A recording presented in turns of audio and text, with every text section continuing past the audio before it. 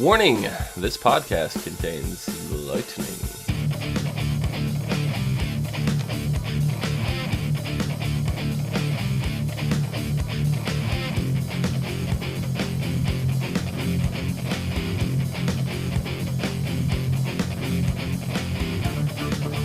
Hello everyone, I'm sorry, am I introducing this? What's up? I guess so. Welcome to the DC Double Power Hour for Black Lightning, Flash, and Supergirl. Arrow's gotta wait a week. And Legends has to wait forever. Yeah, Forever. They're out of time right now, it's fine. it's true. I'm your host, Clea, and with me, my co-hosts are Dom and Nikki. Hello. Hello. Hello. Are we gonna hot seat this in the next couple weeks? Like, throw Rachel up there one night, or? Sure, we'll throw us all up there. Okay. Sure, yeah, with just a rotating cast of person in the first box. Yep. Cool with that. I'm glad, Dom, you brought it up, because I do want to start with Black Lightning. Dude, it was so good! It was. Thunder. It was really good. In the thunder. Thunder. So, the funny thing is, Nikki was down visiting this weekend, and we watched Supergirl before she left. And preview for Black Lightning came on. And she's like, this doesn't look exciting at all. Like, she's like, I just don't think I'm going to be into this. I was like, well, we're going to watch it anyway. So, time comes, it aired yesterday, I think. And watched it, and all of a sudden, she was just like, I really like that. My favorite Marvel Netflix series is Luke Cage. Yeah. Just putting that out there. And I got such a Luke Cage vibe from this show, from Black Lightning, that I was just like, I'm in. Yeah. Honestly, it's like it draws from a lot, I think. Yeah. It feels like it draws from a lot of different things. And this definitely feels like Luke Cage. It feels like Daredevil with the whole like kingpin gangster. Yep. And as Red Bandit in chat says, I was happy that it wasn't an origin story either. That he is an old superhero. Yeah. Got a little bit of an origin, just to tell us, this is where he came from. But it didn't start off as a flashback and it's not Peter Parker syndrome. Forward. Yes. Yeah. There you go. Which I think they finally snapped out of. Yeah. With Spider-Man anyway. Yeah. I think DC they're like, we're going to learn from where Marvel went wrong, and take all those aspects about it. There was definitely more that I liked that I didn't like. I don't think it was perfect by any means. Let's pilot. Yeah. Just, I don't know, moving forward, like the music type, I'm not a fan because it's just so different than the rest of the DC. But I'm looking at this as part of the DCU, even though it's not right now. Yeah, I think that's the way to look at it. When they questioned it, anytime it's been questioned, they respond to it as it's not part of the DCU, and then they just continually talk and be like, because it's not crossing over with any of our other shows this big, like this season with all the... But I think the company can't distinguish the fact that something could still be part of the universe without being connected immediately to the other shows. I think they have... Look at Supergirl. They have a big problem differentiating that, I totally expect there to be a crossover, not this season, because they've clearly stated that. But I see it being, especially with the prospect of his daughter, I see a crossover coming. Not soon, but it's gonna happen. I was saying to Nikki after we watched it, I was like, I would really love for Wally to come over, because they did toy with Wally leaving and exploring, and I know that one of the places that Wally went, I believe, is somewhere that had the Blue Devil, and I know the Blue Devil has ties with Black Lightning, and it would be really cool to bring Wally over there and maybe have a relationship with one of the girls or something, like the older girl maybe. Or at least give him a chance to fucking shine, because That's exactly what I mean, because Barry's been holding him back, no offense. I know from the little research that I did about Black Lightning in the comics that the daughter, her superhero name, the older daughter, ends up being called Thunder. Yeah. And she has pretty much the same powers as Black Lightning. So No. pretty Thunder, much. I said pretty much. Yeah. It's more sound. The younger one has pretty much the same powers as the father. Yeah. The oldest one is a little different. She does like shockwaves more than she is the thunder to the lightning. But like bringing in like Wally at some point, next season or whatever, I think would help diversify the abilities, and stuff like that. And I think that would be really cool. Yeah. She is more like Quake from S.H.I.E.L.D. Yep. As we saw in this episode when she just shattered the sink. Yeah. And like you see with Black Lightning, he glows like yellow. She was glowing like a reddish orange. Yeah, that was really cool. Yeah. The way she's just shaking afterwards, like, what the hell? I mean, I would be the same way if that was the first time my power ever manifest. Yeah. And we'll have to see how they explain it in this, but they are metahumans. Mm-hmm. So how they got their powers in the first place, we might have to wait and see. Yeah, especially since Black Lightning said it's been like 20 years. 9. Or 9? Probably 20 years since he started. 20 years since he started, and 9 years since he last was Black Lightning. Yeah. So. And we get from one of the newscasters on the TV in the background in one of the scenes, he says something about other heroes, how other heroes aren't seen as dangerous vigilantes, but Black Lightning is. Mm-hmm. So I'm wondering who those other heroes are. I'm sure we're going to see a couple, hopefully. Yeah. Or at least hear about it. Like, I understand this city seems to not have a hero, because it seems to be like a city that frowns upon vigilantism. Well, I know in the original comics that the Black Lightning took place in the south side of Metropolis. That does not seem to be the case here at all. No. Yeah, this is a different city altogether. Yeah. So, in terms of trying to place this in the DCU, it's possible that it's in one of the existing Earths that we deal with on a regular basis, either Supergirls or Flash Arrows. But more than likely, I think if anything, they're going to put this on its own Earth. I would kind of prefer it on its own Earth. Yeah. But if they're going to do the Metropolis ties and everything at any point, it's best to throw it on Supergirl's Earth. Yep. Yeah. But I mean there could be other Earths with other Supermans. That is 100% true. Yeah. As we saw with Earth X, That everyone was on Earth X. Yeah, exactly. Yep. The thing I liked the best about this episode was that they wasted no time saying here is the characters. Here's what they're about, and they're all very strong characters. Mm-hmm. Yep. And it's just like a and I'm not saying no hate on any of the other shows. This is like a breath of fresh air. Like, it's new. Yeah. And I think we needed it. Mm-hmm. Also, the daughters are awesome. They are sassy as fuck. Yes. I don't like the younger one so much. I do. But the older daughter is Harriet Tubman. Harriet Tubman. Okay. She's the more younger interesting daughter. to me. Her name was I know the first one was like a Jennifer. I think Anissa and Jennifer. Anissa and Jennifer. Jennifer kicked a guy's ass in front of a mobster. How could you not like her?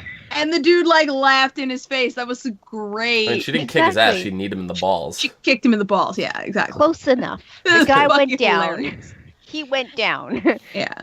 And even though they did get kidnapped, it's very clear that they're going to have a lot of control over their story. Yeah. I mean, you could already see that the older one, what's her name? Anita? Anissa. Anissa can fight. Like she's She clearly flipped that guy in front of the school. clearly trained in some form of defense. Yeah.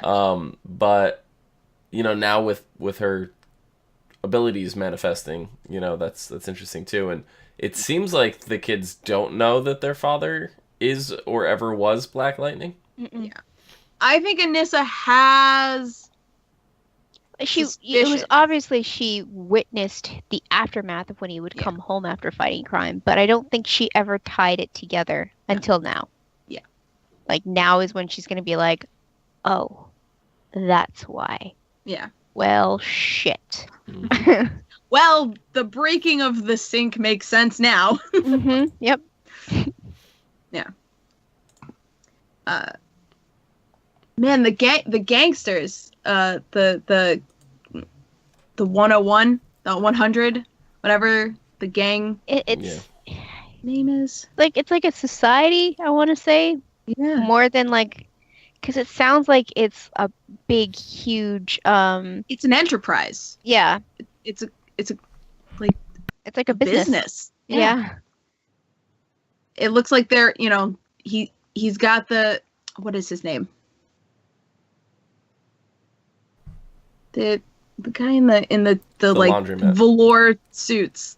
Yeah, the guy in the laundromat. Tracksuits. Lala or whatever his name is. Yeah. I can't. Yeah, Lala. Yeah. Lutitious or something like that. Yeah, it was his proper name. I guess his birth name. He's ludicrous. Yeah, it seems like he's got the kids running drugs. Mm-hmm. But it seems like that might also be a school, like they come to learn and then he has them run drugs for him. They have them roll out. It's like a, it's a safe home center that, a community center that he happens to run. It seems like it would be a safe place because, he talked about all the violence that he has evaded until this episode. Yeah. But yeah, it seems to be on the harsher side of things. Mm-hmm. Like they are slaves to what he says at that point. Yeah, and I mean, his lackey, I guess owed him money for not selling drugs or whatever. His cousin. His cousin. Oh, that's right. I forgot they were cousins. Yeah. And then he's like, "I'm gonna take your girl and have her work the motel." I was like, "Whoa, she just met you." Yep. He doesn't care. No, of course he doesn't. Not at all. No. He didn't know that. God, why can't I remember any of the names right off the bat? He didn't know Jennifer was what's his face's daughter. Jefferson's daughter. Yeah, no. Jefferson. Well, he didn't know at that point. He wasn't involved in that decision. Who? Lala? Yeah, the guy demanding that she work the motel was not him. It was. Lala, yeah, that was him. It was. He in not the only club? he runs that club, he has that community center, club. and he has that hotel. Yeah. I know about all the other stuff. I didn't think he was the one. He was the one in the club. The club. Mm-hmm. Yeah. He was. I just don't remember that guy wearing a tracksuit. So it was he was in when actual we meet suit. No, I'm pretty sure it was a tracksuit. Because when we meet him in the club, he's wearing a red one, and then for the rest of the episode, he's wearing that blue one. And to keep going up the ladder of people who don't give a shit, there's Tobias, who just harpooned Lala in the in the shoulder.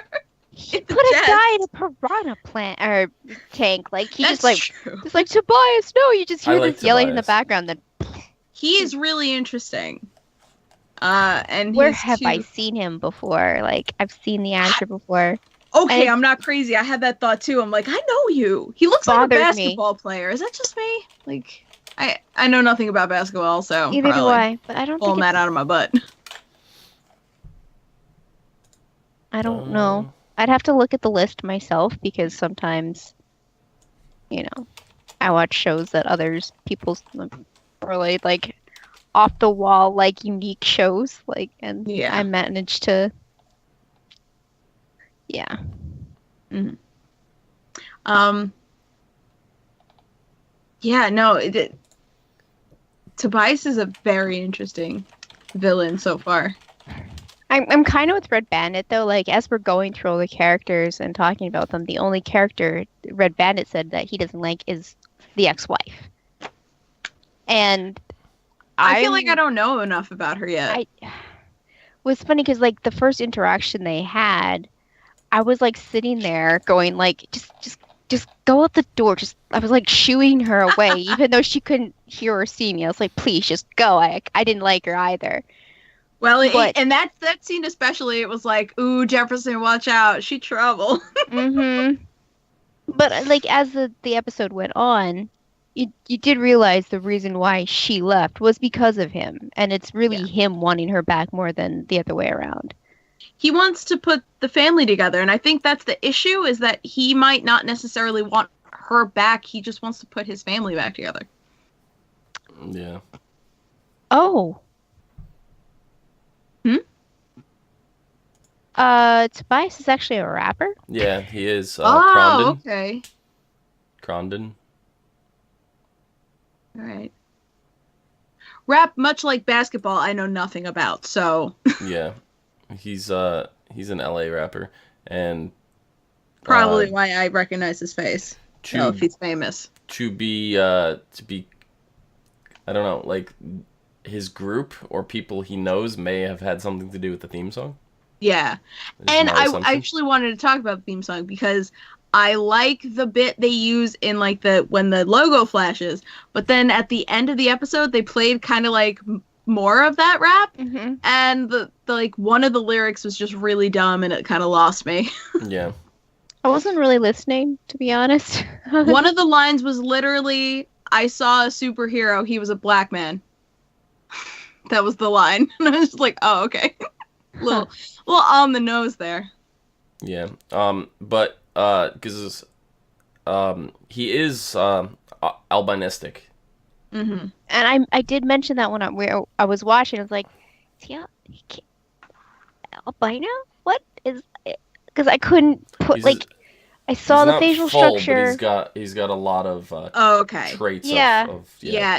I didn't realize that. I just thought he was just light skinned. But that's interesting. I didn't know that. Yeah. No, because like I noticed the facial structure and I was like, it didn't seem to like click for me. Like, is that a lot of makeup or is that intentional? It can't be. Like, I was asking a lot of questions about it, but I'm glad to know that I was on the right track and I don't feel more like terrible for questioning. And this series is kind of it's really piqued my interest in how they're handling like a lot of the current social events and stuff like that, where it's like, the black community has portrayed, the police to be nothing but brutal, and though that is the case in a lot of things. I'm not saying it's them making anything up, because it's not. There's definitely a large case of police brutality, but that's not everywhere. Yeah, they're doing a very good job of showing both sides, because we're seeing the precinct where that cop was saying, and they're not giving us enough credit for all the lives we've saved, which is very true. And because it is a small percentage of bad cops that make other very, very good cops look bad. It just happens to be the bad ones are the one that get the most news coverage, the most media coverage. And at first, the bad ones going into it, I was really kind of aggravated, because I was like, are we just going to portray the cops to be ruthless and this whole thing the entire time? Because at one point they ripped him out of his car, and the check and stuff like that, and it's like, it almost escalated to the point of like some of the actual media attacks that we've seen, not media attacks, but the sensationalized police attacks that we've seen on the media, of how things escalate and get out of hand. And they're filming and saying that they have the right to film. I'm not saying they as I'm saying that they as in the victim, not anybody, because this has happened to not just black but whites as well, and everybody. But it seems the media sensationalizes the ones or the blacks are the victims, and that's unfortunate. But it literally is everywhere, and I was getting kind of angry at first because they were showing what I thought was biasism towards that. And then when they started explaining, the police and showing the police side of it, I was like, all right, they're doing a good job of trying to show both sides of it. And I was like, what? I actually applaud CW for this. They're doing a really good job of it. And those were clearly, we're going to find out more about that, but the ones who pulled Jefferson over, those are clearly corrupt cops who are being paid by whatever woman in the back is looking for someone specific. Oh, yeah. She back to Daredevil. She gave me a Madame Gao vibe. I was just like, okay. That's exactly what I thought about. I was like, oh, what is going on here? Someone's got to throw her through a door, or a motel window. Yeah. Which, for the record, motel window glass does not shatter that way. Most glass does not shatter that way, but when only vehicle glass shatters that way. Even vehicle glass, I think, shatters a little differently than that. It beads up. That was safety glass. That was not. Oh yeah, you throw somebody through glass like that, and it's gonna have those jagged edges, of where the glass didn't break. The whole panel's not going out. That's not how the glass works. But I'll forgive it. Yeah, because the rest of that fucking scene was great. It was. I love he walked past the guy with the prostitute who he runs back into his room to try to be safe. He just zaps him anyway. Yeah. I was like, I'm like, what was the point of that? He was getting out of your way. Like, I was like, good job. Because it's just at that point, it's like he could run to his room and he could call the cops. Exactly, or he could grab a gun, or. Yeah, no. That's true. He was a liability just leaving him like that. Yeah. You want so good old Zap. I forgot about a very important character. Alfred. Oh, I was going to ask about I've been calling him Alfred. He's Alfred. He's pretty much an Alfred. I was going to ask about Harry Morgan, but okay. We'll call him Alfred. He's from Dexter. He's Harry Morgan. He's Dexter's adopted dad. Oh, is he? Okay. Yeah, he just has a mustache in this, so it's... Yeah. I that was the only thing about the trailer prior to watching Black Lightning where I was like, hey, it's Harry. I was like, what the heck? What? Harry who? Houdini? Harry who? I didn't know what the hell she was talking about. But... Harry from Dexter. And I mean, he's like Alfred if Alfred worked for the Kingsman. Yeah. Yes. And as soon as he goes, they go downstairs and he's gonna go suit up. He picks up the old outfit. I'm like, no, he's gonna Edna mode the shit out of this. He's already got a new suit ready for him, and he did. I was like, he knew this was coming. Oh. Well, he said he's been waiting all these years. He knew it was going to happen. Mm-hmm. There's too much evil in the world. He had this really kind of sappy speech almost prepared about how there's still all this evil in the world. I was like, I like you. It was kind of like the speech that Harry gave Dexter about having his code and his morals. It felt it's not about murdering. Exactly. It felt the same, though. Yeah. I loved his role in it, and I loved how, he's got the video footage of the store clerk and how, Black Lightning, did help him, and, he's, I just loved all that. I thought it was great. That guy on the tape was one of the best parts of the episode for me. Oh, yeah, because he was just this sweet old man that was because I got saved by Black Lightning, I have all this. I watched this on the anniversary of my birthday, every year. It's just I wouldn't got be to able see the first Black president. I have grandkids. that I can actually get to see. I Like, watched. that is so sweet. Yeah, like there was a huge, awesome list of things that it's true. He would if he wouldn't have been able to experience any of that.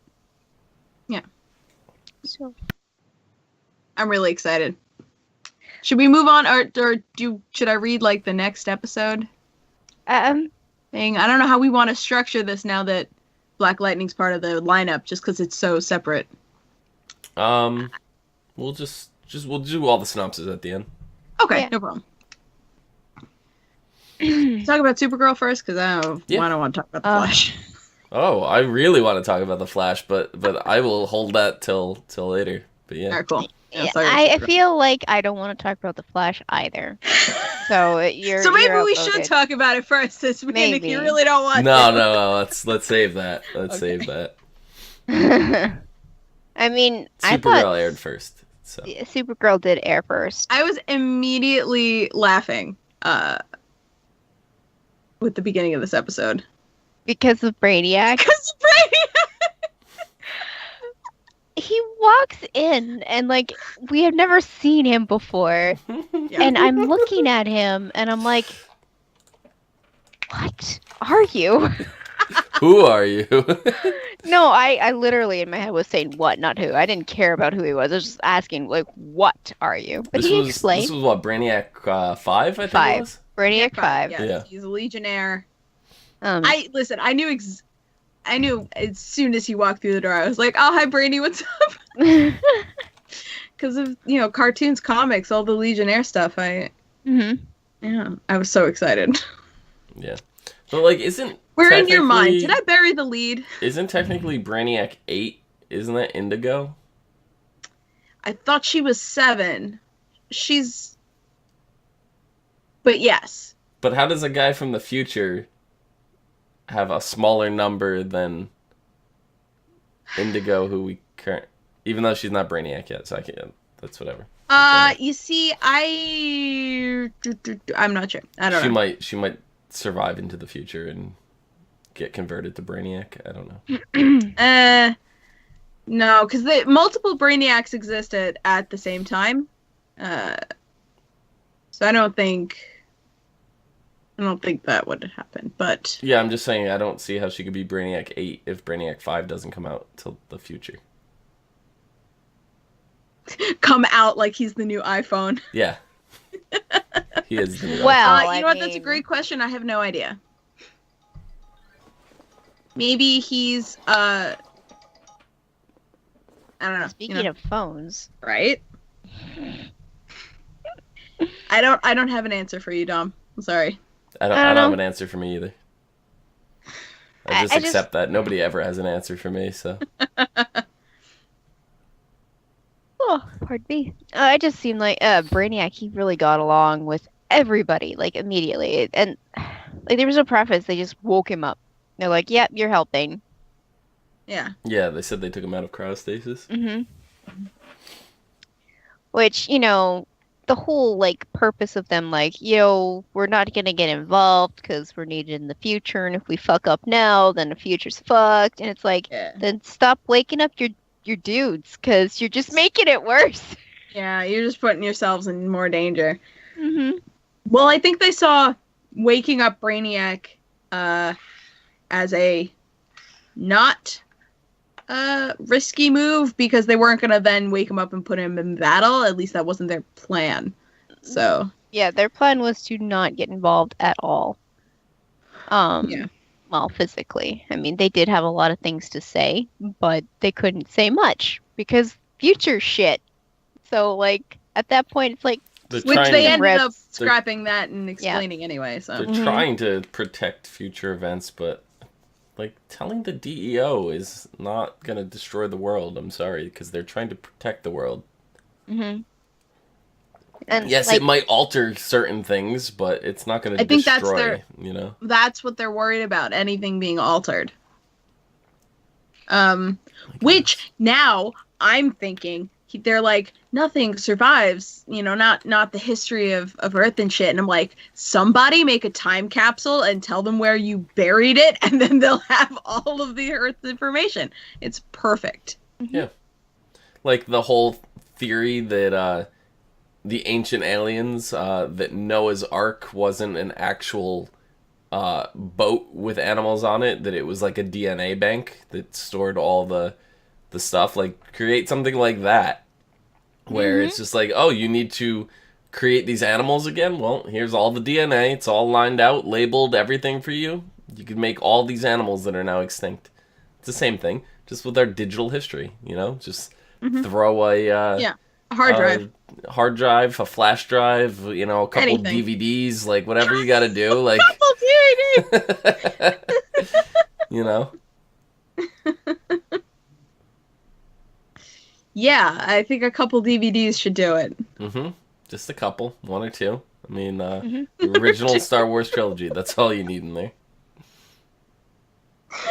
Yeah, You gotta yeah. include the holiday special so they know what to not do wrong. You know, like you just Nope, don't do we're that. scrubbing that from existence. Oh my god, the whole Bon Jovi thing. Oh, Oh. and then they played Bon Jovi. Was that They over did. the ship speakers, or was that Yes, just they- for us? No, that was over the ship speakers. That was to get her attention. Oh Yeah. my god. I was just like, okay. And you know, you would think they've been doing this fighting thing together for a while now. And when Mon-El first got onto Supergirl, he seemed a lot more powerful. He just went around like helicoptering his arms this episode, like I just want to then- know where that was it. Supergirl is getting the budget to play Britney Spears and Bon Jovi When and did they play Britney Spears? it was the episode were- where they saved John Jones' John dad. Jones' father. On Mars, okay. yeah. They needed distraction, so Kara jumped into his spaceship, which looked like a Earth old school car, and she started blasting "Hit Me, Baby, One More Time" to get their attention. Mm-hmm.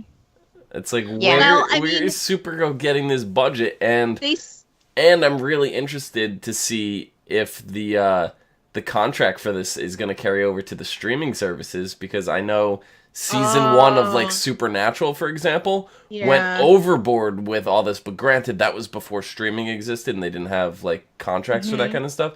Because if you watch season 1 of Supernatural on Netflix, every single song, including the my favorite episode, which was about the Reaper, which they literally have "Don't Fear the Reaper" playing when you watch season 1 on the DVD, but you go and watch it on Netflix and it's some generic song. Yeah. They saved money with Bon Jovi because they didn't play the lyrics.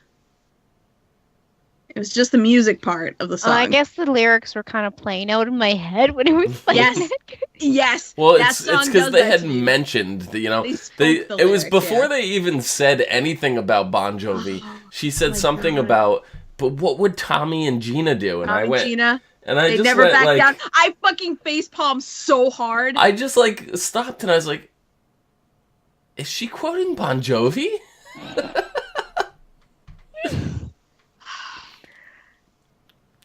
Yeah. I mean, I don't think the episode was meant to be funny, but I'm sitting here like looking back and giggling was. a lot about a lot of it. Oh Very yeah.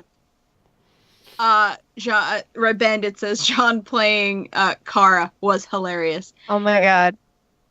Yeah, that was that. Never make me This do is- this again. This is the second time or third time that we've seen John do it. He said a second. I think he's Yeah. like again as if to say like it was the second time. I think it's The first time was for Kat. Yeah. I mean, the first 'Cause time was for Kat. John knows he Mhm. had to do it because he's got to protect Kara's identity. Otherwise, you know, that Mhm. creates more problems for Supergirl. So even though he doesn't want to do it, he knows he has to. And if He Lena does- showed up at Kara's loft, and Kara wasn't there, James would be in big shit, and this whole debacle between her and James, Lena and James, would be 10 times worse. Win, help me. We have an hour. Kind of wish Lena would go back to L-Corp because she's annoying me, to be honest. The annoying part is just that she doesn't know and they have to tiptoe. Mhm. That's not it to me. It's like, because I currently cannot stand both Lena and Jimmy right now. I can't take either one of them. And it's as soon as they got What's into Jimmy a doing? relationship together, it's just like he's all like up her ass, you know? Like I don't know where one of them ends and the other begins. It's got a human centipedes kind of situation. Yeah. A Circle of Life thing, 69. I don't know what you're talking about. Both. All three. Oh, okay. Oh, It's the all Circle the of above. Life 69 centipede. Oh God, gross. Huh. And then the dragon that eats its own tail. The Ouroboros. Serpent. Yes. That's a serpent, yeah. Yeah. Yeah. Um, Ouroboros. Yep. But yeah, it's just like, I don't know. I don't like either of the two characters right now. I've loved them both previously, individually, and that should stand out more to me. But to be honest, this is overshadowing it, and I don't like them together.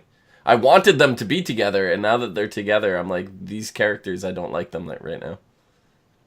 It's just because they're in different situations. Like, Jimmy didn't run Catco when, things were good, and Lena was off in L Corp. They really didn't know each other at that point either. But I've So liked Jimmy as leader of L Corp. It's just when Kat came in and purchased L Corp, and then they started their little fling thing. It's been mean since then Lena? that I just don't You like mean him. Jimmy in charge of Catco and Lena coming in and buying yeah. Yeah, Catco? yeah. Yeah. Yeah, it's since then that I just haven't liked either of the two characters. Since Morgan Edge.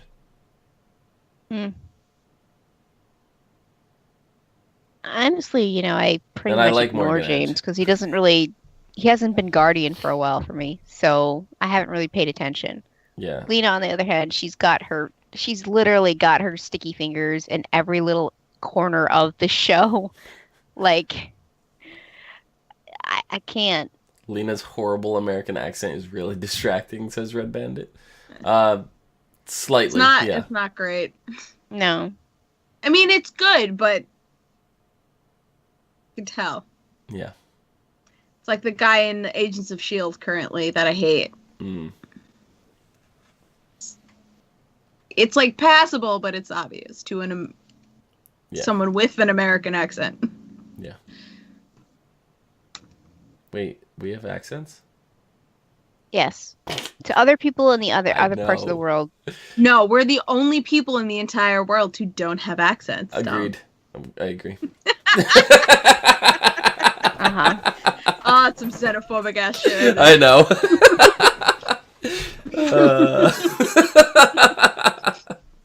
It just cracks me up because like everybody, thinks that way. And like one of the I had a question for somebody and I forget who I was asking. One of my friends, it was my friend Jake. That's who it is. He speaks. He's from. Where's Jake and Hater from? Netherlands? The Land No. of Tomorrow. Yes. It is a land of tomorrow. Yeah, I think it's that. And I was like, you speak Speaks Danish. Yeah, he speaks. And I'm just like, when he speaks English very well. It's like almost his first language now, even though it's his second language. Like he speaks English more than he speaks Danish. And I was like,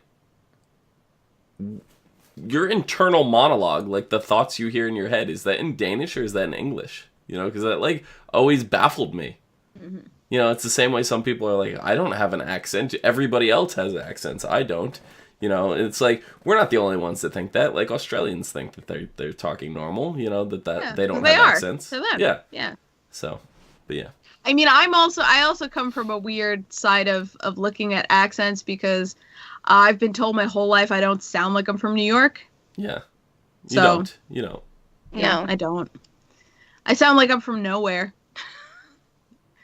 I recently told someone I'm a child of the internet. It's I speak internet.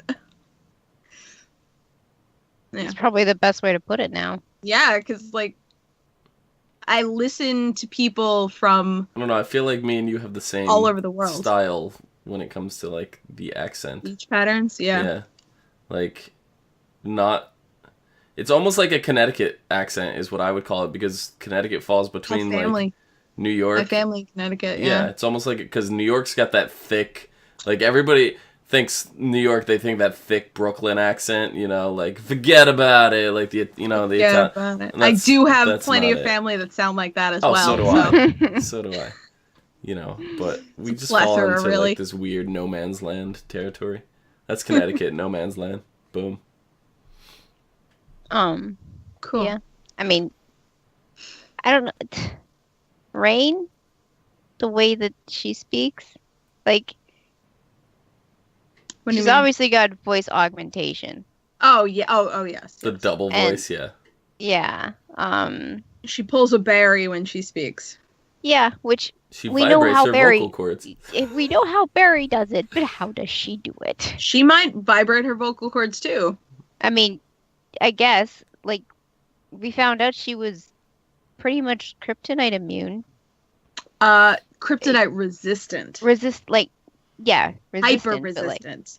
Hyper, as in like, even after being injected with concentrated freaking kryptonite, she shook it off.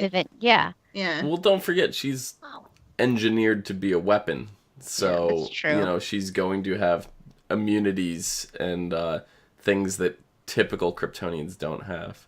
I'm gonna throw something out that I thought of in the last episode, but didn't say because I felt like since I missed so many episodes, maybe I'm not right, but I might be right. Because John Jones, he mentioned something like she's not wholly Kryptonian. Mm-hmm. I think that she is a human who has been possessed or imbued with a Kryptonian spirit or something like that. I think she's actually human. She was made on Krypton, though, right? She was. And then shipped to Earth. That she was. Because we saw, like, the cult kind of, like, around it saying that they were creating weapons.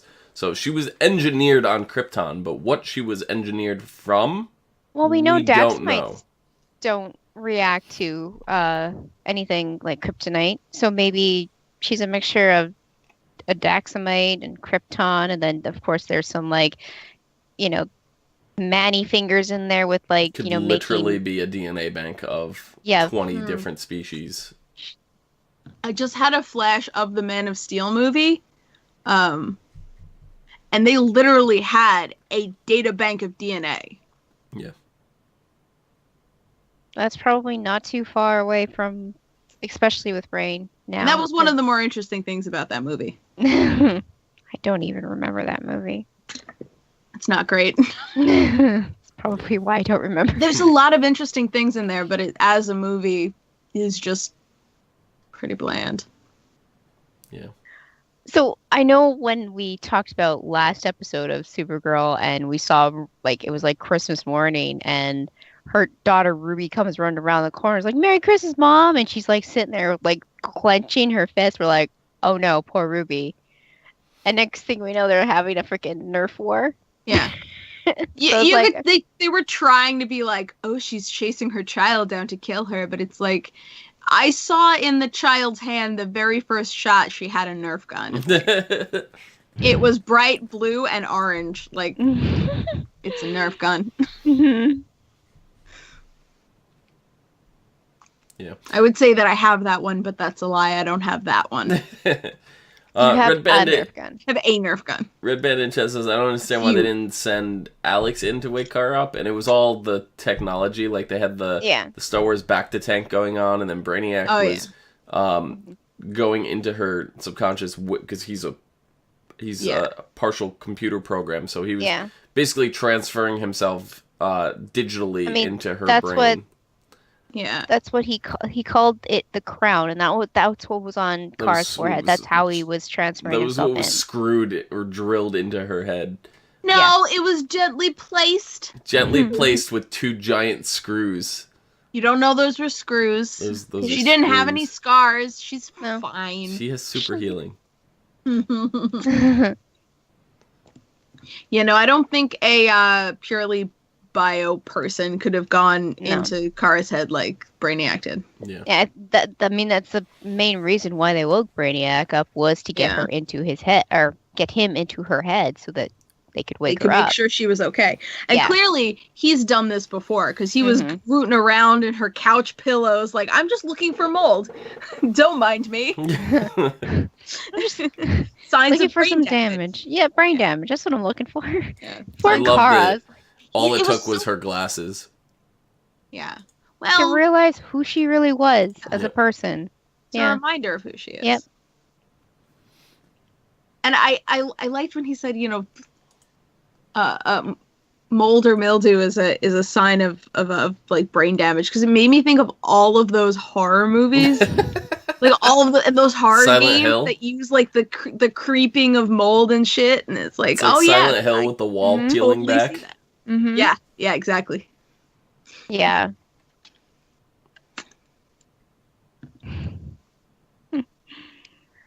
Oh man, we got Colville back too. I mean, we've had him. It's just he's actually back now Mhm. because Broken Rain, out. like, Rain destroyed that fucking prison and some people in it. Like, she didn't care. No, she went there to murder them all anyway. Mm-hmm. Guards and prisoners alike, she didn't care. At that point, she should have just flew in the air and just lasered everything. It would have been much Exactly. easier. She could have nuked it and flew away, and easy Mhm. peasy. It's done. But I mean, we had to get Colville in there because he's a corrupt little bastard and he thinks he knows everything Krypton and all this jazz because he's done some research. Well, so has the DEO, but they don't know everything. Yeah. Heck, But, even that's- even their sanctuaries don't know everything. It's fucking hilarious. Yeah. Well,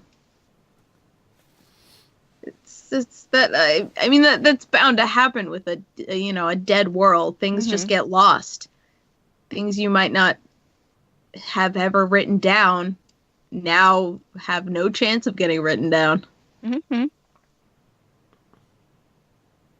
I was gonna say something else. I'm just curious what this catastrophic event is that wipes out all record of everything. It's Thanos. Wait, that's the wrong you. I mean, the No, only no, thing for that sure. I I'm could being think an of, asshole.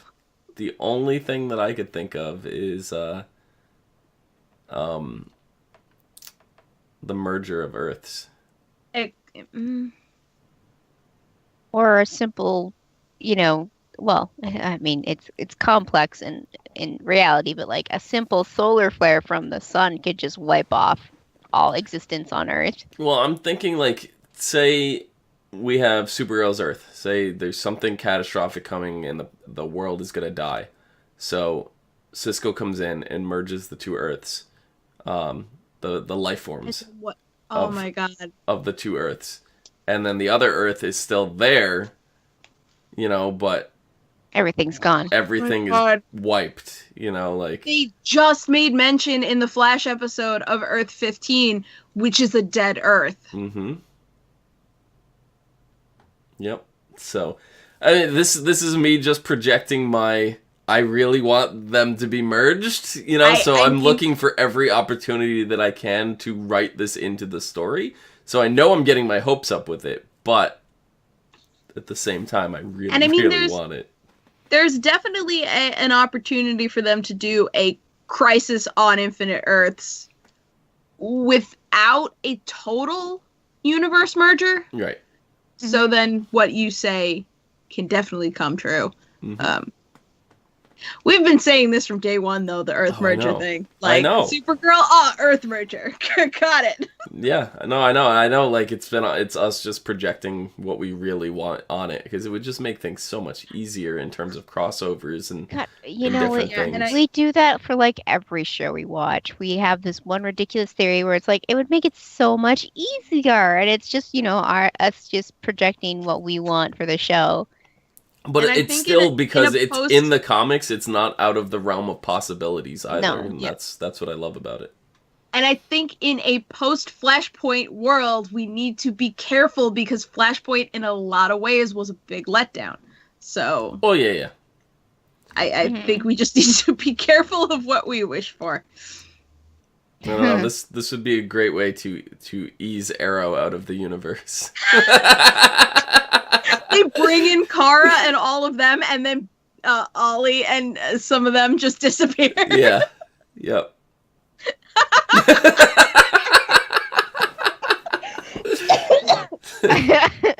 I mean, I don't have anything against that. I don't watch the show anyways. I stopped watching the show. I mean, Yeah, I did. know. I really did try to binge it on Netflix It's when just we funny though, because started like Cleo getting is into just the like stuff. absolutely not. I'm not dealing with this show right now. And like right now for me, this is the best it's been in like 4 years. Arrow? Yeah.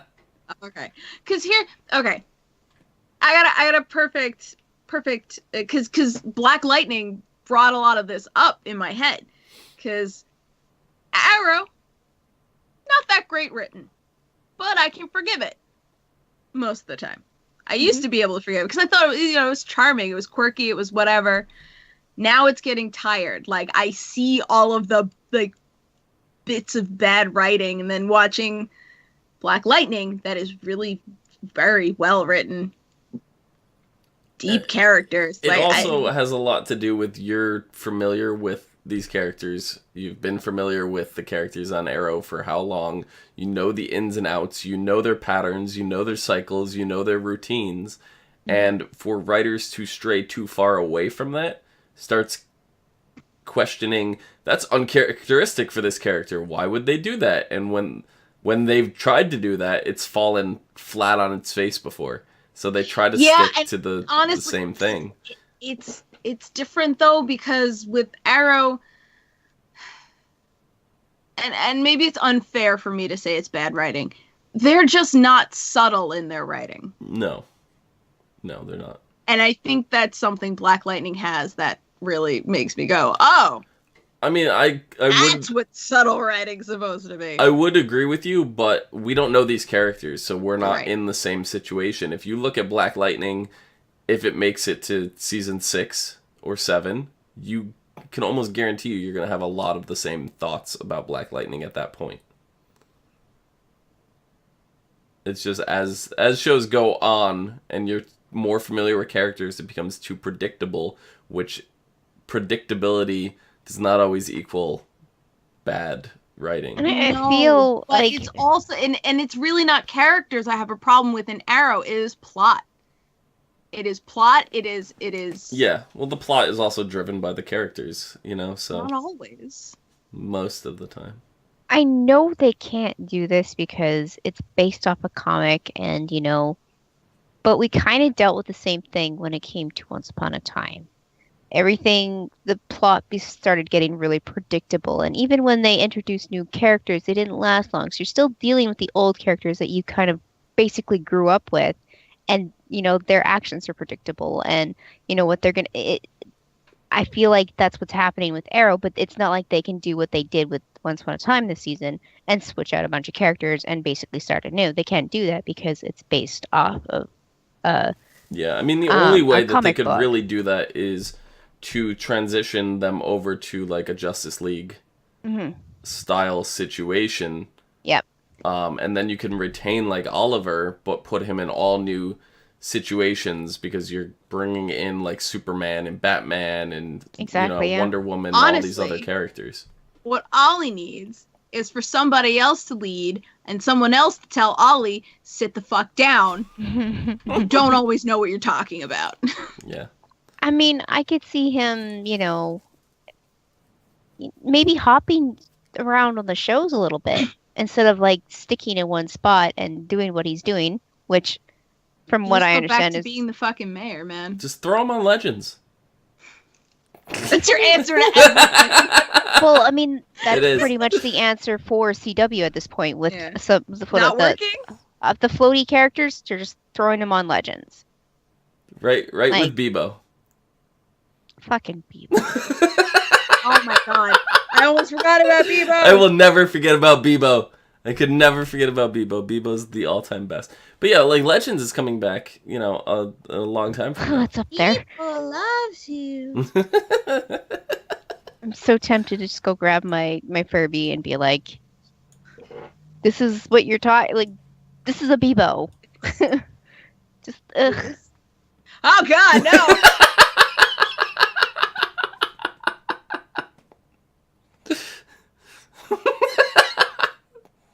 I miss Bebo. Kill it with fire. Oh, guess what? They did. That's right, they did. Mick set him on fire. Oh, I love Mick. Uh, Did he steal us 40 toasters? I'm kind of upset that it's gonna take so long for Legends to come back. Yeah, But because at the same point, I'm really excited to see more with Black Lightning. So Yeah. So, And I think this is smart for them on a marketing standpoint, because you take a show that people have been watching in this time slot and you replace it with a new show to get people to still watch that time slot. So it's smart for them. yeah. so is Black Lightning is a shorter series this season at least, 13 episodes. right? Okay. So it's not a full Correct. regular DCU CW show. Yep. Gotcha. Okay. So it really is like a test season. It's CW putting their toes in the water and seeing how people react. I prefer shorter seasons of shows anyway. Me too. So I hope it stays that way. Mm-hmm. So I don't know how many times we've said that, and they've jacked up a season to 22. And it's like, God damn it! Honestly, what I would love to get to a place with all of these shows where you can do like half the season, like so Legends will be like, say, 12 or 13 episodes, and then you do a Justice League show that's also 12 or 13 episodes, and you put them like on opposite points of the season. Mm-hmm. Yeah, that would be really cool. I could see Legends being a shorter season show and working perfectly. Black Lightning complementing that. Kind of the way that Shield and Carter were working for a while. During winter break, Carter would air while Shield was on break. Mm-hmm. Even though I didn't watch them, I felt like that was a good format. It was. Too bad ABC is trigger happy. Yeah. But I don't know. Yeah. Bebo just completely knocked me off track. Who? Right, me too. What the fuck were we even talking about? We were about to talk about the Flash. We got really off track on Supergirl. Mm-hmm, we did. I mean, there were other things that happened, but I almost forgot exactly. We just talked about it, and I forgot. Talked about Bon Jovi and Brainiac. I feel like that's all we talked about. We have Arya's father from Pretty Little Liars coming in to serve. That's what I said, Kobo. Oh. Yeah. Yeah, I mentioned him. Yeah. So. She spared him. Yeah. Even after saying, she's like, "What do you think I'm gonna do? Spare you?" And he's like, "No." Yeah. Allow me to worship you.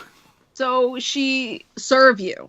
Mm-hmm. And so she's not sparing him because probably the working for her is going to be worse than death, is kind of what I'm thinking here. Yeah. I mean, it's a character that I'm actually pretty interested in. So. I mean, he is an amazing actor, so there is that as well. Yeah. I mean, I am also just fascinated by cultists in general. Yeah. In media and like fiction. Obviously the real life ones scare me, but yeah, like this season's American Horror Story cultists. I don't watch it, so I don't know. This season was fantastic. Recommended if you enjoy cult things. I mean, I watched a bit of The Following with Kevin Bacon, which was okay. That was about cults, and then there was a season of My Little Ponies. No. The Bronies. Bronies are cultists. Jabroni. X? I don't know. It's about a genetic virus thing. Yes, I saw a bunch of that show. Yeah. I think the last season that they did before they got axed was about a cult. Mm-hmm. So, okay. All right. Neat. Yeah. I didn't know that. It's actually really good. But... Cool. Yeah. Yep. So what about the Flash now? Did you guys hate so much about it? I need to know. Okay. I need to know. Like, I'm on the edge of my seat, like waiting. I didn't hate it. Okay. It's just It's just what? The courtroom scenes. They tried to make it a courtroom drama. It didn't fucking work. It's Like, my it was favorite. Boring. It was my favorite. It was just boring. Courtroom dramas are never entertaining, like edge of your seat, like, oh my god, I can't wait to see more. See, but they're at least interesting. Except for like maybe the O.J. Simpson trials of the 90s. But this wasn't interesting. And I mean, it wasn't. It was long. It was drawn out. Supposedly Barry has the best fucking lawyer in God knows how fucking far across the country. She works for the DA. Yeah. I don't think you can request a leave of absence in order to represent a defendant. Like, I don't think that's how the DA's office works. She wasn't good. She wasn't good because Barry gave her nothing to work with. It was Barry's not her fault. Yeah, that's all Barry's Barry. fault. All Barry. But because Barry's like, I'm just going to take it like my dad. Yeah. Look how well that worked out for you, Dad. Yeah. Not didn't. well. He was wrongfully imprisoned, whatever, and it's because he had to keep a secret, all this. They couldn't...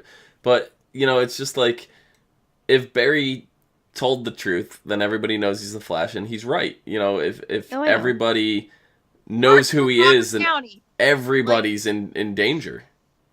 And see... The whole time I'm just like, I'm Iron Man. Exactly. Yeah, but Iron Man doesn't have metas coming around looking for him. It's a little different. But there's aliens and shit too. Scientists coming around that's true. That's true too. Fire. Yeah, but he also is a billionaire scientist who has defense systems built.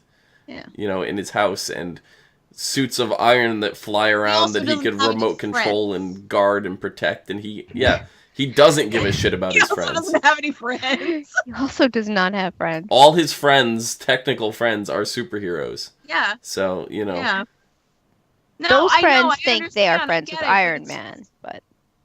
And I mean, if you look at comic book Civil War, Spider-Man comes public.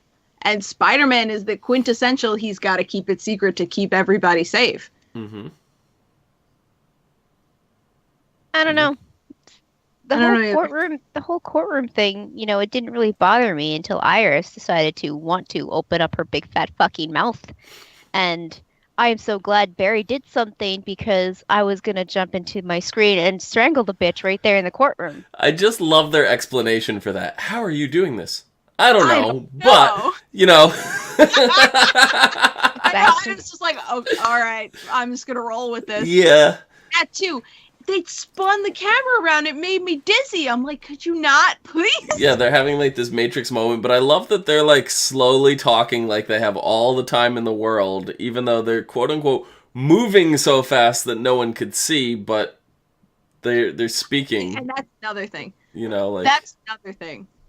I hate that Barry keeps getting away with that. Yeah. Because I don't care how fast he goes. He leaves a trail of fucking lightning.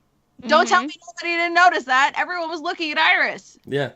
But if Iris was also moving as fast that no one could tell, then wouldn't she have just disappeared to them all in the courtroom? Yeah, I guess. But the lightning is the thing. Yeah, but I'm just like, you'd be staring there going, oh my god, Iris is gone. Oh my god, there's lightning where she was. Oh my god, she's back. What just happened? Well, they didn't exactly move anywhere. They were still standing in the same spot, except for Barry. Iris was still in the same spot. But Barry was standing in front of Iris, so if they couldn't see Barry, they shouldn't be able to see Iris. I don't know. It didn't make much sense. Expositional bullshit. I can let that expositional bullshit slide. That's the kind of stuff that I can't let slide. That's the kind of stuff. I love how opposite we are in terms of this shit. I know. That's the kind of expositional bullshit I can let slide. Like, to me, the most interesting part about the courtroom thing was when they had the evidence, the photo evidence of his wife, DeVoe's wife. And they're just like, we caught you kissing this other man. Caught you kissing Dom. Yeah, me.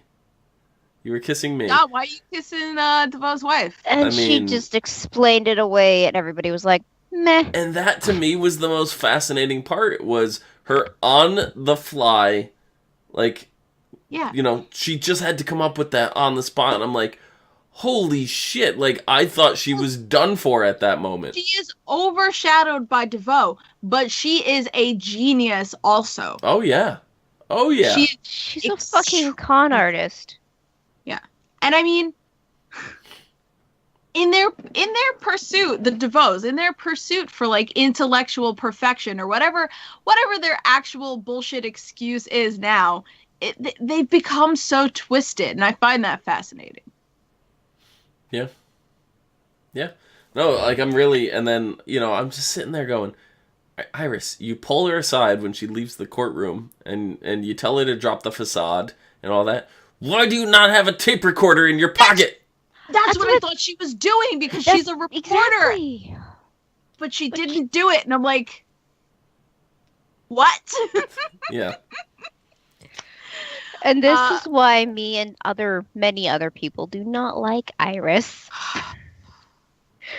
It's because of reasons like this, where you're expecting something awesome. She's thinking emotionally and irrationally towards Barry. It's true. It's just like she's losing Barry, and she can't do anything about it.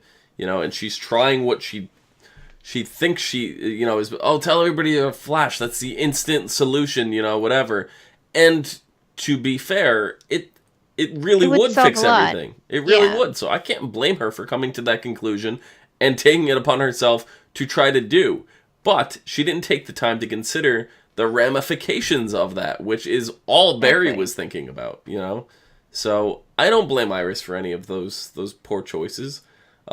She's clearly not thinking properly. Otherwise, the tape recorder would have been, a solution. That's something DeVoe's wife would have done had the turns been, had the tides been turned. Shoe on the other foot, tables turn, whatever the fuck you want to call it. It's just like none of Team Flash is thinking properly right now. And actually, Red Bandit brings up something really. I thought the same thing. In this whole courtroom, they're slinging all this accusations. There's all this evidence. Why would they not bring up the fact that his father was also tried and imprisoned for murder, and was later found to be innocent? Like, why would that not come up at all? Yeah. Especially since Barry ends up in his cell afterward. That's just like more attention to that fact. Which they did on purpose. Oh, yeah, 100%. Oh, yeah. I know. It was. You could tell that the warden was like, I'm going to torture you. Here you go. Here's your daddy's cell. Have fun. Get comfortable. And honestly, dealing with the criminals that they deal with, locking him up, like, they know. Those the officers, whatever, they know that he doesn't belong there just based on, like, what everybody else is that's in there. And I mean, I couldn't tell if that was like this is your father's cell, so you might find some comfort, or here, I'm going to torture you with this. I really couldn't tell. I think from his facial expression. I think it's meant to be I'm going to torture you with it, but it was a double meaning for us as viewers. Yeah. Because Barry knows that this is the same case, and he's doing the same thing his father did. Yep. But here, the court was just part of. If it was just a boring court, like I wouldn't have had such a negative view of this episode. Where this episode suffered from the same thing some of Wally's last episode suffered from, where when Barry needed to do something because, plot and character development deemed that Barry had to do it, everyone else is rendered incompetent. Because most of the time that Cisco was facing off against Fallout, he was just standing there. Because Barry had to be the one to come in and save the day. Like, Cisco could have just as easily, did the same thing and opened a portal to this dead Earth, except opened it below Fallout and let him fall through. Yeah. But, I mean, they did mention that, that he might just explode and we'd still have the radiation on the side. Yeah, I don't know. I just it felt so like Barry has to do this because it's the last thing he's going to do before he goes to jail. I don't know. I mean, the whole like buddy duo, like you finally you get to see Harry and Cisco on their little adventure looking for fallout, which was cute because it was like the only time they weren't fighting. Every other time they argue like they're a married couple. Yeah. So it was really interesting. Yeah. I mean, I loved Mark Valley in his role as the defense attorney. Yeah. He was for the people. Yeah. The city. The DA. The Yeah. DA. Yeah. And because I'm sitting there going, I know Prosecutor. him, I That's couldn't the word. place The it, prosecutor. and he was on the TV series The Human Target, and he's actually married to the actress who played Olivia in Fringe. Yeah. And that's another thing, because he was fantastic. You're absolutely right. They edited around him so poorly. Mm-hmm. Where, I don't know, I just felt like I'd have to watch it again to really put my thoughts in order, but just something wasn't right. His acting was great, but it just felt too much, like too long. I don't know. Yeah, I mean, his character is Cecil Horton, which is in the comics. He actually plays the role of the defense attorney when Barry is on trial for the murder of the Reverse Flash. Sure, Cecil? I thought the name was Anton. The comics was Cecil. Maybe they changed it to Anton, but it's still Horton is his last name. But yeah. It's interesting because they're switching it with Eobard and DeVoe Cecil. here. Oh, okay. Cecil. Yeah. Yeah. Oh, that's another thing with Fallout. They caught him and then that's it. They didn't say, "Oh, we locked him in the vault." You know, they didn't say in the pipeline. They didn't say what they did with him. Not even like a two words of exposition. I feel like he's harmless now. I feel like he blew his load and that's that. And they're just locking him up just to make sure nothing happens. Yeah, Actually, but also, he's a pretty innocent, normal-ass dude. Yeah, he is. Like, he couldn't So control even what if you happened to take him. him and lock him in the pipeline, it's like you've just locked up a really normal dude. Like, Yeah. I totally forgot they did this. Oh my god. what? In Arrow, they introduced Christopher Chance. Christopher Chance is the Human Target. Yeah. Oh. He played Christopher Chance in The Human Target when it was on Fox. Oh, that's right. Ha ha. There is a really, really huge possibility of some meta crossover shit by having Christopher Chance from Arrow. He was on season 5, I think, and he was mentioned this last season. Yes. And it was 5 or 4. I think it was 5, and I'm pretty sure the episode was called Human Target. It was. And there's a chance of maybe having him cross over at some point with that and come face to face with Christopher Chance for some really meta shit. Yeah, that would... There would need to be a really good reason why the DA, someone from the DA's office faces off against the Human Target. Human Target, 5th episode of 5th season of Arrow. November 2nd, 2016, so it was last year. Last year's season, anyway. So you're saying that they're the same character, just done on different networks? It's the same character, but not the same Just like character. Just like the actor who played Henry Allen played Barry Allen in the original Flash series, the guy who played Cecil in this episode played the Human Target in a show called The Human Target. Yeah, it's not making the Fox show canon in this universe. Oh. It's just that character is canon in the universe, just not that actor's portrayal of the character. Okay. The Human Target's introduced in Arrow. The Human Target was also shown on Fox. They're two separate versions. I get that. They're not making it canon. But I think what I'm the saying, confusion is my that, point you is said that there is there's a also really... a Christopher Chance on Arrow as well. There is. It's the same Okay. character. Christopher Chance, the character, is known as the Human Target. It's the same character. It's two different actors. It's the same way that Bruce Wayne exists on Gotham, and if they pulled Bruce Wayne into Arrow, it wouldn't be the same actor. It's the same Bruce thing. Wayne does exist in Arrow. I get it's not going to be the same actor. I Right. get that. But my point is, if they brought over Christopher Chance from Arrow and had interaction with Mark Valley, it's just a really funny meetup because they're both technically Christopher Chance, even though not at the same time, not in the same universe. I think It's just what I'm play trying on to it. clarify It's funny. is they are the same character per se.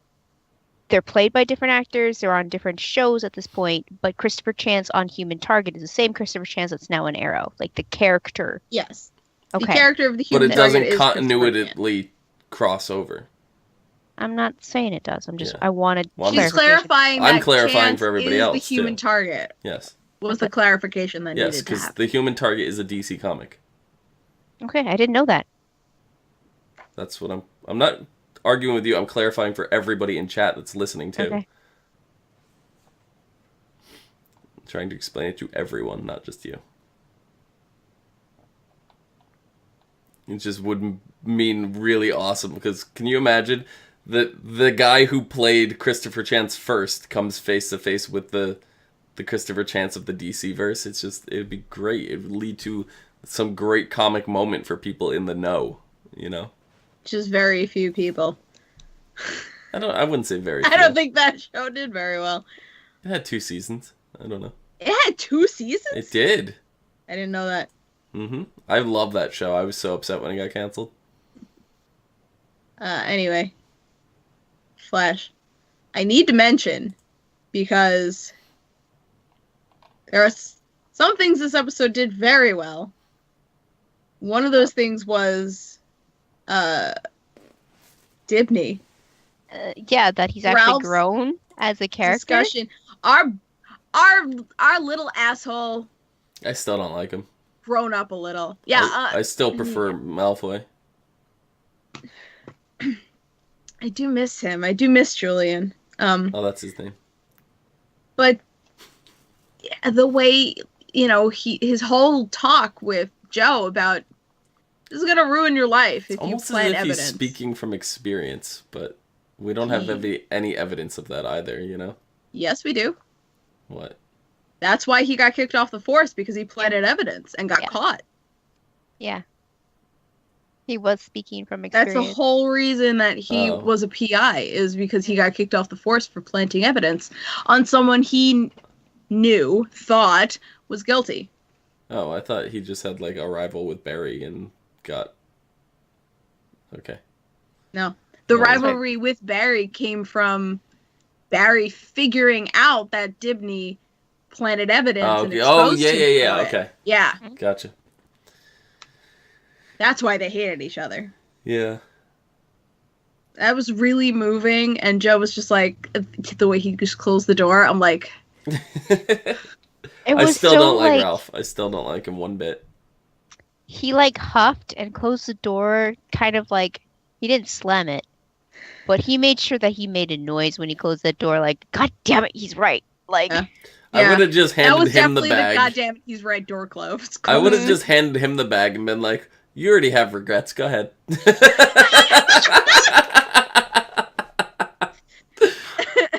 Yeah, yeah. I mean, he was all for going in there and taking pictures and maybe like messing a few things up and finding shit, but he wasn't there for planting. Like, he made it very clear.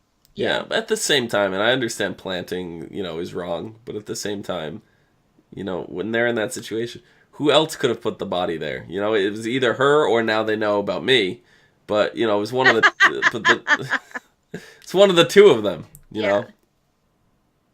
Yeah, So. but I mean also, and Dibney didn't say this, but they're the good guys. The good guys aren't, or did he say this? I don't know. Good guys aren't supposed to plant evidence and shit. Yeah. He didn't No, say I that, know. Like, but I get it.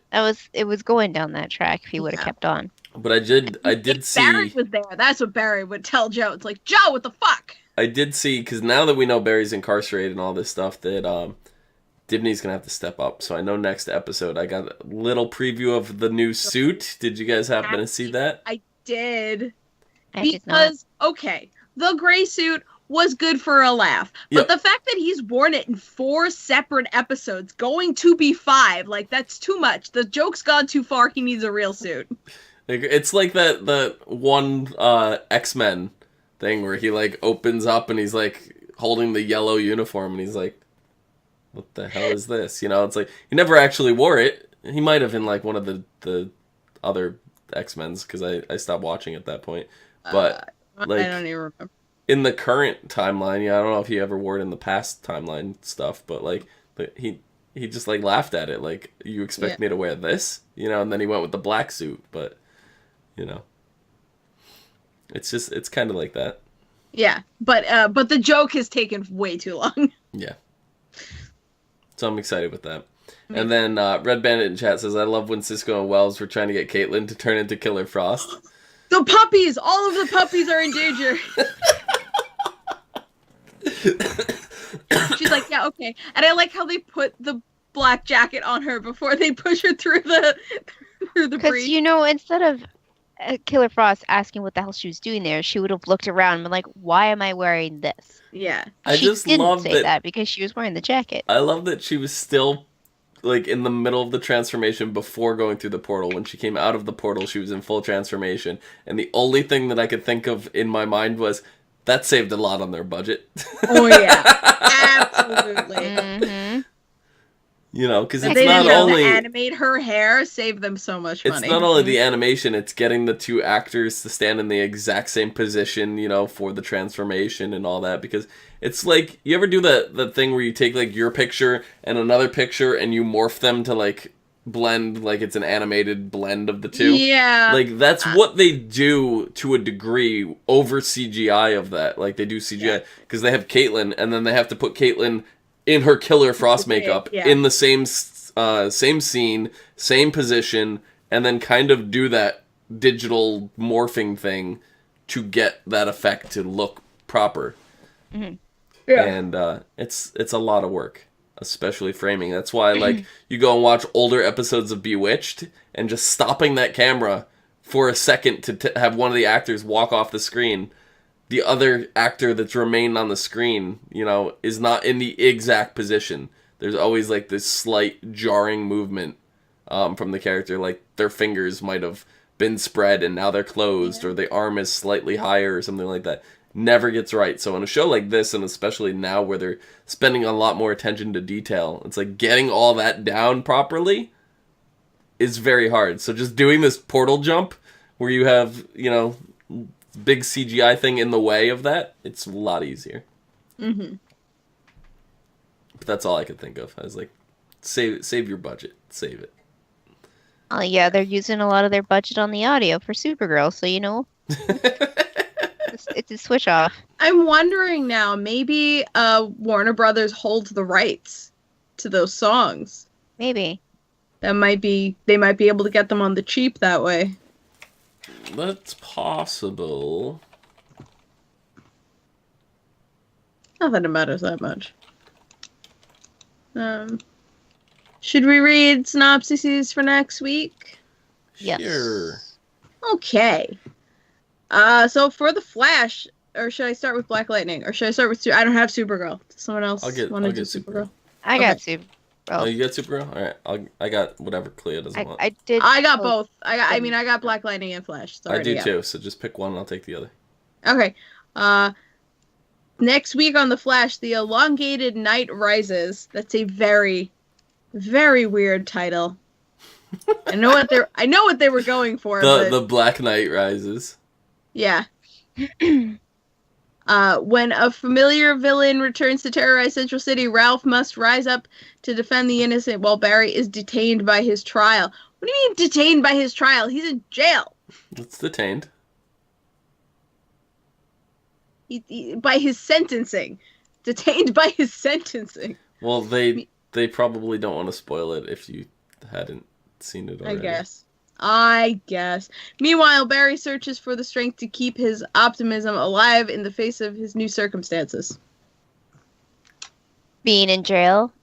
Well, yeah, it's vague enough that it's not spoiling it if you happen to read it beforehand. Just don't read it beforehand. The only fucking reason. Yeah, the only reason what? The only reason I read these things is for the show. Exactly. And then for Black Lightning, we have Lawanda, the Book of Hope. Is he back? As the community struggles with violence surrounding them, a glimmer of hope reappears. Is Black Lightning back? Lynn Stewart, noticing the changes in the community, is also left wondering. While Jefferson Pierce struggles with his decision, Gambi. That's Alfred. Yeah, that's Alfred. Yes, yeah. Urges him to take up the mantle once more and return to his life as Black Lightning. Anissa and Jennifer tried to deal with the aftermath of their jolting experience. Nah, I get what they did Lightning there. puns. Yeah, that's funny.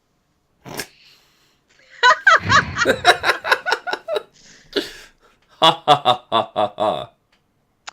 And for Supergirl, next episode's called Fort Roz. As Rain continues to terrorize the city, Supergirl teams up with Saturn Girl and to recruit Supergirl's former enemies, Livewire and Psy. Oh, right. I thought I saw a Livewire in the promo. Excellent. To form a team for a mission to Fort Roz to recover a prisoner who has information on how to defeat Rain once and for all. Meanwhile, Alex babysits Ruby. That's it. If Saturn Girl's in it, I'm guessing they wake up another Legionnaire because she's in the Legion. Yeah. So just gotta keep waking them up. Could be interesting. And then another spinoff comes.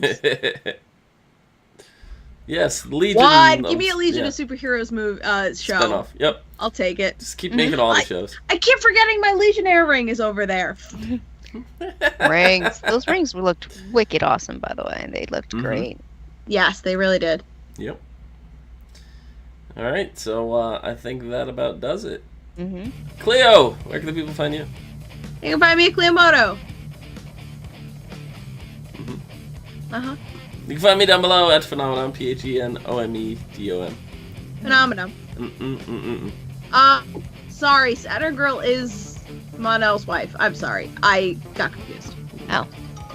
I just know her as Imra. Exactly. I didn't catch her. Never mind. Oh, and you can find me on Twitter at LadyVenom24, LadyYvenom24. And you can find us all and more on Facebook, Gmail, G+, Twitter, and MySpace.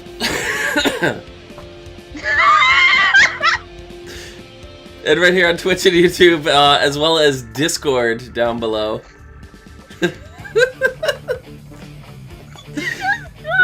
And until next time, see you guys later. It's just a normal ass cough. I forgot to cough while saying MySpace, so I did it after. Close enough. Oh my god.